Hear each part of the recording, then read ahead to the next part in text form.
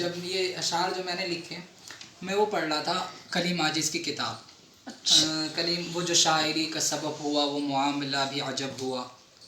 یہ ایک بہت شاندار کتاب ہے. انہوں نے اس میں اپنا زندگی لکھ رکھی ہے کہ میری زندگی میں کیا کیا حالات پیش آئے ہیں. میں شاعر تو بنا ہوں لیکن اس کے پیچھے کی وجہ کیا ہے کہ کس طرح میں بنا. تو انہوں نے اپنی والدہ کے اوپر اور اپنی چھوٹی بہن کے اوپر لکھ رکھا ہے کہ پہلے والد کا انتقال ہوا, پھر بڑے بھائی رخصت ہوئے, پھر یہ جس گاؤں کے اندر رہتے تھے وہاں سے چھوڑ کر چلے گئے تھے, پٹنہ چلے گئے, پٹنہ جا کے رہنے لگے. قربانی کے لیے آئے تھے. جس وقت یہ قربانی کرنے کے لیے گاؤں آئی تھی ان کی والدہ اور چھوٹی بہن اور کلیم عاجز چھوڑنے کے لیے آئے تھے, اس وقت وہ کہہ رہے تھے مجھے پتہ نہیں تھا کہ میری والدہ قربانی کرنے کے لیے جا رہی ہیں. اگر مجھے پتہ, بلکہ میری والدہ قربانی کرنے نہیں قربان ہونے کے لیے جا رہی تھی. 1946 کی تقریباً بات ہے. دنگے ہوئے, فسادات ہوئے, حملہ ہوا, پورے گاؤں کو اجاڑ دیا گیا. انہی میں ان کی والدہ بھی شہید ہو گئی, بہن بھی شہید ہو گئی. اس کے بعد بڑی مشکلوں سے بہت حالات پیش آئے. روتے ہوئے کہہ رہے ہیں میں نیم بے ہوشی میں تھا, زندہ تو تھا, ہوش تو تھا, لیکن مجھے خود کو ہوش نہیں تھا. اسی حال میں گاؤں میں پہنچا. پھر مسجد کو مخاطب کر کے کہ گویا یہ مسجد مجھے, مسجد کے مینار مجھے یہ سب بتا رہے ہیں کہ گاؤں کے ساتھ کیا حالات پیش آئے ہیں. میں اپنے کنویں پہ جا کر بیٹھا ہوں. کنویں پہ جا کر دیکھا ہے کہ والدہ, اس وقت جو میرے دل کی کیفیت تھی کوئی نہیں سمجھ سکتا. لوگ یہ سمجھتے ہیں کہ میری شاعری جو ہے یہ شاعری میں یوں ہی گا رہا ہوں. میری شاعری میں دراصل لوگ تو اوپر سمجھتے ہیں, میں شاعری کی جو اندر کے الفاظ ہیں وہ دوسرے کلیم سے بات کر رہے ہوتے ہیں, جو وہ ماں سے تعلق رکھتے ہیں. اپنے دل کو ایسا لگ رہا تھا کہ جو ان کے دل میں جو درد تھا اس کو انہوں نے الفاظ میں جامہ پہنا دیا الفاظ کا, اور الفاظ میں انہوں نے پرو دیا ہے.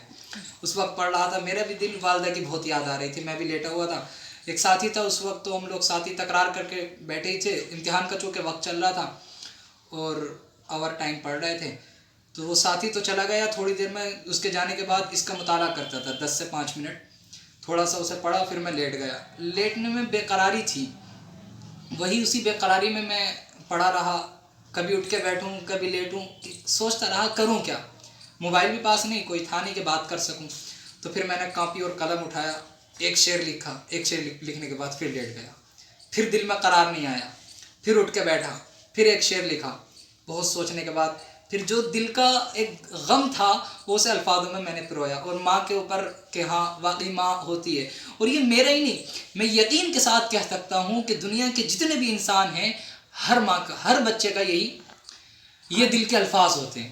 یہ کہتے ہیں, میں آپ کے سماعتوں کے حوالے کر رہا ہوں. میری راحتوں کی تلاش میں اس نے آرام اپنا بھلا دیا. میری راحتوں کی تلاش میں اس نے آرام اپنا بھلا دیا. میری خواہشوں کی تکمیل کی اس نے چاہتوں کو اپنی مٹا دیا.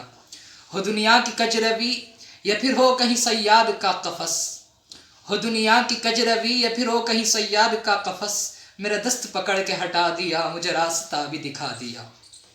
وہی عرش بھی, وہی فرش بھی, وہی مرض بھی, وہی ہے شفا. وہی عرش بھی, وہی فرش بھی, وہی مرض بھی, وہی ہے شفا. کبھی درس بھی دیا مجھے, کبھی سبق بھی اس نے پڑھا دیا. میری زندگی کی کھلی کتاب ہے, میری شفا کا ایک وہی راز ہے. میرے درد نے, میرے مرض نے نیندوں کو اس کی اڑا دیا. میرے غم میں اپنا غم, میری خوشی میں اپنی خوشی کا زن, میرے چہرے پہ آثار غم نے بھی اسے ہنستے کھلتے رلا دیا. میرے اشک کا سد باب ہے, میری تاریک کا وہ چراغ ہے. تری اس کا تخت تھا, پھر بھی مجھے سوکھے پہ اس نے سلا دیا. عمیر مجھے یہ بتا کون ہے, کس کا دیتی ہے یہ غزل پتا. وہ میری ماں ہے جس کی یاد نے مجھے آج پھر سے رلا دیا. عمیر کبھی خود سے بھی تو پوچھنا, اس کو کیا تو نے سلا دیا. اس کی زندگی کا میں مقروض ہوں, اس کے حکم کے آگے سر بھی اپنا جھکا دیا.